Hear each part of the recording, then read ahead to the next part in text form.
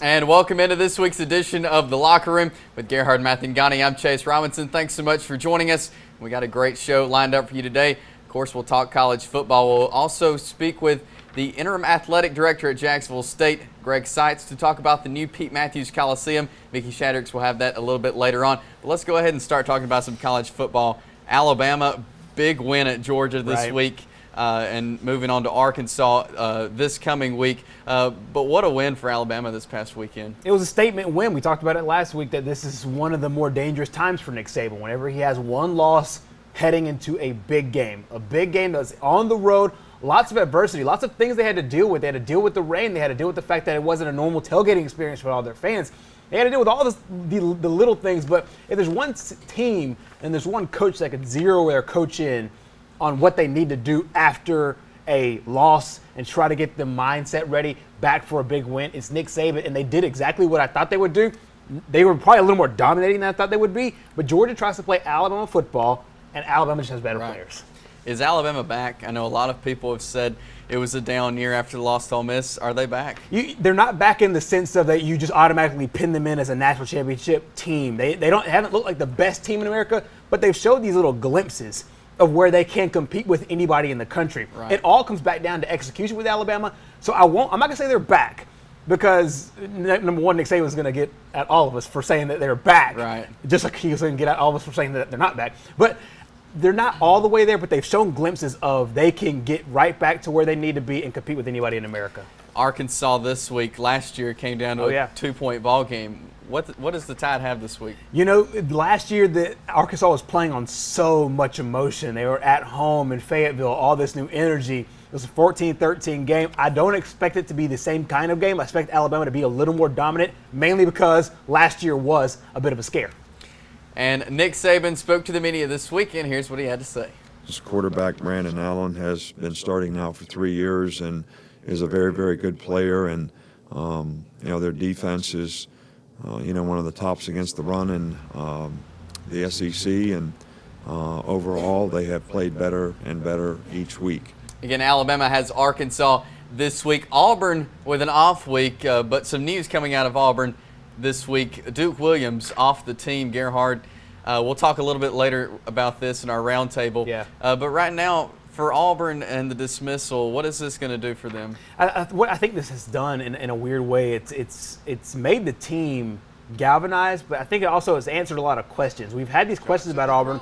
Auburn was expected to be one of the teams that goes into the college football playoff, a chance to win the SEC, and then Carl Lawson goes down, and then the stuff happens with Duke, and the stuff happened with Duke at the beginning of the year. And I think what it does, it really helps this team kind of get together in ways that maybe we don't know how, maybe the ways that they only know how.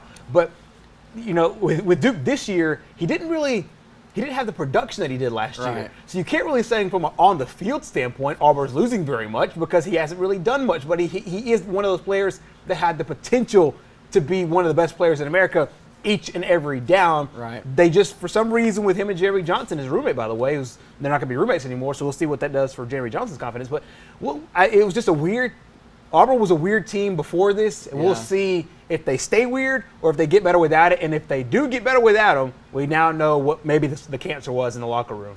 Again, Auburn is off this week, but Malzahn did speak to us after practice yesterday, and here's what he had to say about the Duke Williams situation. Anytime you have to make a tough call and dismiss a player, it's not easy. But at the same time, this is a team sport, and you're always going to think about the team first. And you give people chances, and you give opportunities for people to prove themselves. And the bottom line, it didn't. But it's not easy, and it shouldn't be easy. I mean, for a coach, but you got to do what's best for your team.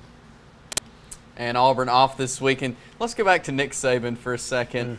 Monday in his press conference, he got a little upset with the media. So let's take a look at this video now. Nick Saban from his Monday press conference. It really doesn't matter what you think. It really doesn't matter what you say. And I'm hoping that nobody on our team is playing for you. I hope they're playing for each other and their team and what they want to accomplish and not what you think. I'm coaching and working for our players and our team to be as good as it can be.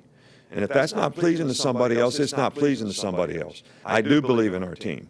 And we're going to work hard to make our team better. And I hope the players respond the right way. And it's not going to be for you. The fans, yes, because if it was up to you, we're 6 foot under already. We're dead and buried and gone. So if that was the case, I mean, we'd have to get some respirators out or something down there to put life back in people. Better make it a good one now, because I'm about half fired up here. Crimson Tide, again with a big win, but he made some good points. Yeah. But he has a way of coming across. He does, but the funny thing about Nick Saban is that, and one of the more interesting things that he does is anybody that's paying attention to what Saban's had done over the last maybe 5 or 6 years is that he uses the media to speak to his teammates. His team. He uses the media to speak to all the players. He uses the media to speak to the entire program, to the entire organization, and that's exactly what he did in that soundbite. Basically, what he says is, don't listen to anything that any of these people write, including us, including people that write for newspapers and write for television, write for magazines and prognosticators. When you're good, you're the most unbeatable team in America. When you're bad, you're just awful. And basically, what he's trying to say is don't listen to any of the stuff, positively or negatively. And he happened to go after, that reporter that asked that one specific question about this team because, like he said, after Ole Miss, there's a lot of people riding off the Tide.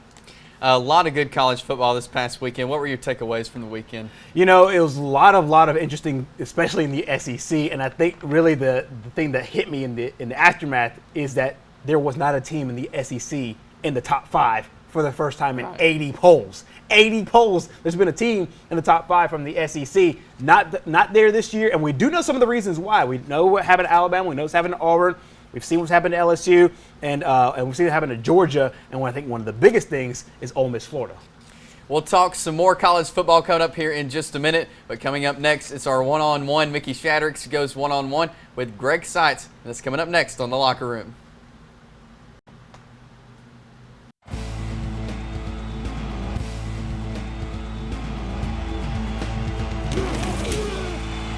And we are back on The Locker Room, and our one-on-one segment this week comes to you not from inside a locker room, but from inside newly remodeled Pete Matthews Coliseum. And we're here to go one-on-one today with JSU Interim Athletic Director Greg Seitz, who's going to tell us all about the major facelift that this facility has undergone over the last few months. Greg, Pete Matthews Coliseum opened for business in 1974. Understand there were some renovations that took place in '87, but nothing to this extent. And we're going to go into some detail with you today, but if you could, just in a nutshell, tell us what has happened here over the last few months. Well, Mickey, over the last 3.5 months, we've been fortunate enough, we basically gutted the entire inside of the building, and we put new seating, new flooring, and new lighting, new ceiling, and everything. So I think when the fans come in this year, especially for the Calhoun County basketball tournament and our regional tournament, that they're just going to be blown away by what we were able to do here. Well, you actually, I believe, had your first event in here last Friday night. JSU women's volleyball team played here, and we televised that on TV 24. What were the reviews from last Friday's game? Oh, our fans loved it. Our coaches, players, everyone has. They just loved the atmosphere. I think when the fans come in, the thing that it does, it brings you really closer to the court.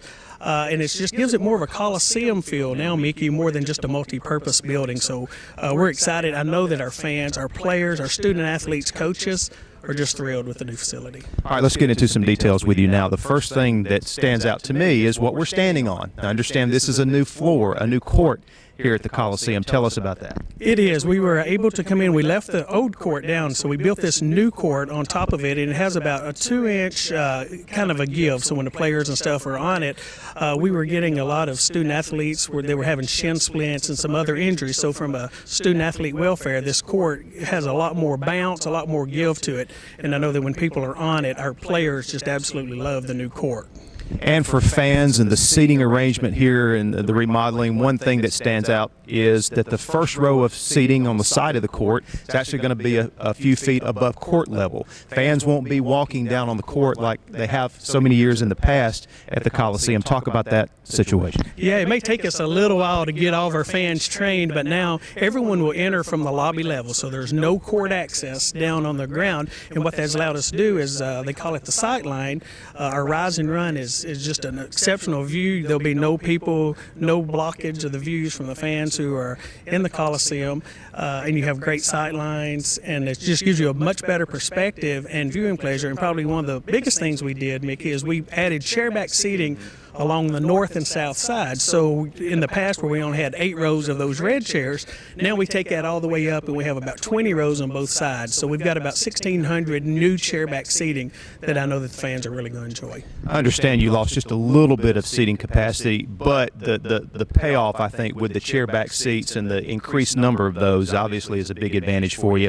Also, the color scheme is something that when people walk in this arena that kind of hits you right away. Talk about aesthetically how that came about. It did, and so what we want to do, and I think the trend of these days is instead of just going with a solid red color, we mixed in some of our other secondary colors, which is a light gray and a dark gray, and it just kind of helps break up the seating and the building. And so if we, like for a volleyball match, if we don't have a full house, when the cameras and stuff span across it, with the variations in the colors, it kind of looks like people in the seats. That wasn't the same reason we did it, but it is an added advantage of one of the benefits of it. I guess we'll get the full answer to this next question when we get a lot of people in here, but acoustics-wise, it just seems to me that this arena is going to have a little bit more of a rowdy atmosphere to it when it's full. Is that the case? Oh, there is absolutely no doubt that it is, and we're going to put a new sound system in. When we took out the drop ceiling last year, which gave us the all black, there's so much metal that was above that. And so with the new seating configuration, we've had our folks that do our sound come in, and they've ran some tests and stuff. And so we're going to get some new speakers, and hopefully they'll be in by the end of this year. But there is no doubt it's louder. We had the Pelt Band in here on Friday night, and I think most folks that have seen our Pelt Band know how loud they are. But we had about 800 folks in for the volleyball game. And I can only imagine when we get up, our building now seats about 3,600. So when this building is full, it is going to be very loud. Obviously, this facility is home to the JSU men's and women's basketball teams, also the women's volleyball team, and a lot of high school events happen here, the county basketball tournament, as you mentioned. But can you imagine this place come February in the Northeast Regional Basketball Tournament? Oh, there's no doubt it's going to be an excitement. Those 7 days of basketball when we expanded to Class 7A last year, it was some great basketball, but only this year. It's going to be a learning process for the fans that are coming from Birmingham and from Sand Mountain and the other regions, and even our local fans. When they come in, I think they're going to be like, "Is this the same Jacksonville State that we were at last year?" It's really an incredible change.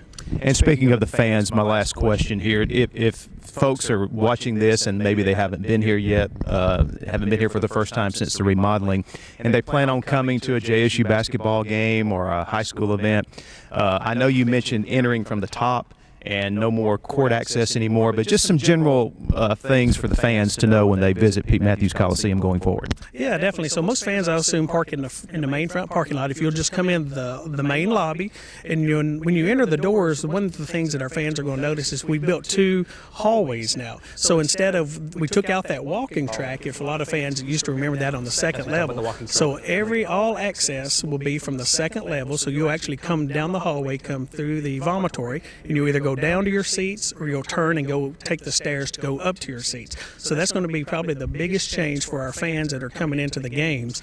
But I think once they come in and see it, they're just going to be, I think they'll be blown away just like we all have been with the new building. Back here on the set of the locker room, Mickey Shadracks, Gerhard Mathangani. A great interview there with Greg Seitz talking about the new Coliseum. And wow, beautiful Coliseum. I know y'all two got to go in it. What's it like being in there? To me, it's eye-popping. I think one of the first things that Mickey said in his interview is that it just catches your eye because not only are the chairback seatings there, but they've painted the walls and everything just looks new. It looks fresh and it has that basketball arena. It's going to be a completely different fan experience. In the video that Gerhard shot there that we showed throughout the interview, you can see it, but being there, it's like you're really in a brand new arena, even though it's a remodeled arena. We are 10 days away from high school basketball beginning as they begin practice, but a great event just around the corner here that we're doing is the TV24 Holiday Hoops Challenge, and we're going to show you now the teams competing in the challenge on Friday. The Plainview and Anniston girls will play at the 5:30 game. At 7, Plainview and Anniston boys will play, and then the nightcap on Friday night, Alexandria and Cleburne County, big rivalry there. As we move to Saturday, December the 12th, Faith Christian takes on Fife for the 9 a.m. game, then Pleasant Valley and Asbury, Jacksonville, Geraldine, Sacred Heart, and Carrollton, Georgia. That'll be a good game. Plainview, Cherokee County, White Plains and Talladega, Oxford, North Jackson, and the nightcap on Saturday, Gadsden City, Spain Park. So, guys, great basketball coming up over 2 days. Yeah, it's really, really interesting. I know Mickey's worked really hard to kind of put this thing together. And it started last year and it got some buzz last year. But this year, I think really two things that really stand out. Number one, you have a lot of teams that were not only good last year, but they made the regional last year. Yeah. Cherokee County made the regional last year. White Plains made the regional last year. Gadsden City, Spain Park. Then you have some teams coming in from different areas, the Sand Mountain area and the Birmingham area. I think the biggest thing, though, is all these teams now get a heads up at the new Pete Matthews Coliseum. Right. They get to play a game in that building before they maybe play a game in the building later in a couple of months. Yeah, there's a lot of great games on there, a good mixture of teams from outside our area and a lot of good quality basketball programs from within our viewing area. But the two things that stand out to me about that schedule is you have defending state champion in Sacred Heart playing Carrollton, Georgia, who was a finalist last year in the state of Georgia for a state championship. Then, of course, Saturday night, I don't know if we could have a better grand finale than Gadsden City is expected to be good again this year. Right. And Spain Park, who features one of the top recruits in the country, Austin Wiley, who's a 5-star post player who just committed to Auburn. So that'll be a great way to end everything on Saturday night. Looking forward to that coming up in December here on TV 24. Coming up, we'll have the Locker Room Roundtable. Stay with us. And welcome back into the Locker Room with Mickey Shadrick, Gerhard Mathangani. I'm Chase Robinson, and it's time for our Locker Room Roundtable. We discussed this a little earlier, Gerhard. Duke Williams dismissed at Auburn. Mickey, what does this mean for the Auburn Tigers going forward? Well, I think it's a positive because this young man has been such a problem in the discipline area for so long. I have no inside knowledge of any dissension within the team that he has caused, but you just have to think that because he's been in and out of trouble so much and the way he just kind of has carried himself with a little bit of a nonchalant attitude, even into the beginning of the season, especially considering that this guy was set to sign a major contract, whether he had a lot of catches or not. I just think it's a net positive that he's out of that locker room. I hate to say that, but I just believe it is. Yeah, it's hard to think of a team getting rid of potentially one of its best players and getting better. We actually might see that with this Auburn team, especially with Duke Williams. The fact that he hasn't had the production on the field. I think this would be a completely different story if he's having like a Heisman candidate kind of season, but he's not. And so you would think that maybe once they got him out of there, they might be able to gel a little bit better. So we'll see. I think all the questions about this whole situation are going to be seen over the next 3 or 4 weeks. Another big storyline in college football this week. LSU is supposed to go to South Carolina to play their football game, but because of flooding, it's moved to Baton Rouge. What does this mean for South Carolina? Is it possible to win this game being moved to Baton Rouge? I feel sorry for South Carolina. They're 0-3 for the first time since 2005, I think, in the SEC. Then they were going to get a game at home with their fans against an LSU team, which I think not necessarily was winnable, but in those conditions, they gave them more of a chance to win. Now you put them in the hardest stadium in the SEC to win, and I think it's a guaranteed loss now for South Carolina. But the thing is with all the flooding and all the devastations going over there in Columbia, South Carolina, they had to make this move. So I feel sorry for South Carolina on one end, but it kind of is what it is at this point. Yeah, and in a way, to me, it makes it a little easier to take with it being on paper a mismatch. Obviously, anything can happen when they play. But had this been, Alabama, LSU, Georgia, LSU, Florida, LSU, it would have been tough for a team that's having a good season to lose that kind of home game. But it's South Carolina, and they're having their kind of season right now. Right. So. Let's move to the National Football League. The Miami Dolphins firing their coach recently. Interim coach coming in.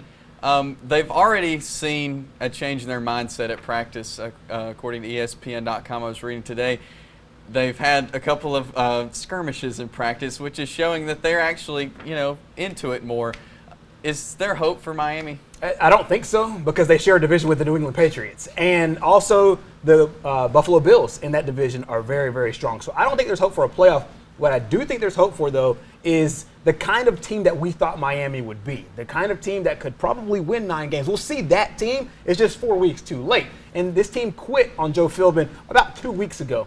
And we heard all these skirmishes in practice and guys like Ryan Tannehill, their quarterback, taunting practice guys. And it's just a whole lot of things that you could tell the leadership wasn't there, from the quarterback all the way up to the head coach. Maybe with a new coach, it'll galvanize them. They're off this week. They just came back from London. So we'll see how they go. But I think it was the best move for the organization. It's so surprising to me because they look – I know the preseason's the preseason, but they look really good defensively in the preseason. How can they start the season, win a game, and then all of a sudden it just fall apart? Really a mystery to me what's happened, but – maybe the owner knows what he's doing. Maybe there's a lot more going on underneath the surface. Yeah. Let's go back to some college football now for our Pick 6 segment. And let's take a look at our records so far with the Pick 6 last week. Mickey with 6-0. Woo! He's 13-5. I'm bearing down on you guys. So far. Gerhard and I, we both went 5-1. So we're keeping score? Oh, yeah. I better get serious now. I didn't know that. 14-4 for Gerhard and I overall. But let's take a look at this week's games. First one up, Arkansas and Alabama. Not going to be the same kind of game as last year's. It won't be a 14-13 game. I think Alabama comes out and dominates this game, especially being at home. I'll go Alabama. I'm going Alabama as well. Next up, a big one in the ACC, Georgia Tech and Clemson. The one game I lost last week was picking Notre Dame because I said Clemson was going to pull a Clemson. I want to say Clemson will pull a Clemson this week. I just can't. Georgia Tech doesn't have enough for Clemson. Clemson. Going Clemson as well. Northwestern and Michigan, Mickey. Michigan, because I don't know anything about Northwestern.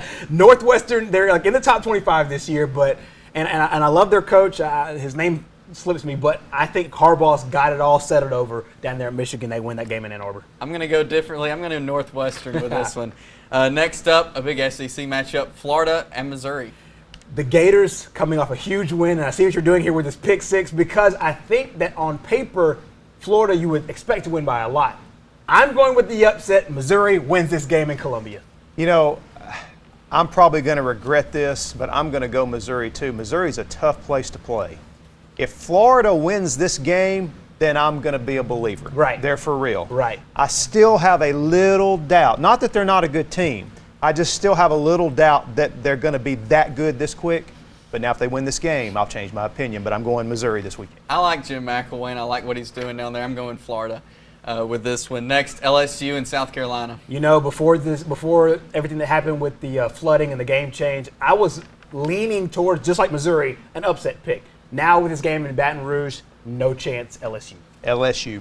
Going LSU as well. This one is our Pigskin Roundup game of the week. Welborn at Piedmont. A couple weeks ago, we had Piedmont and Glencoe. And the reason I picked Piedmont in that game is because they're at home. Same situation here. Piedmont's at home. I like Piedmont. Piedmont because they're at home and a little more depth than Welborn. But I'm going to tell you, this will be a heck of a football game. It will. I'm going Piedmont in this one as well. And that's our Pick 6 for the week. And speaking of that game, here's what's coming up on the Pigskin Roundup this Friday night. Well, of course, we'll have all the scores and highlights. The Pig Trail will be out at Lincoln, Mumford, JCA, Glencoe, Pell City, Alexandria, and more. And be sure to connect with us on social media by hashtagging Pigskin Roundup. That'll do it for this week's edition of the show. Thanks to Mickey and Gerhard, I'm Chase. We'll see you next week in the locker room.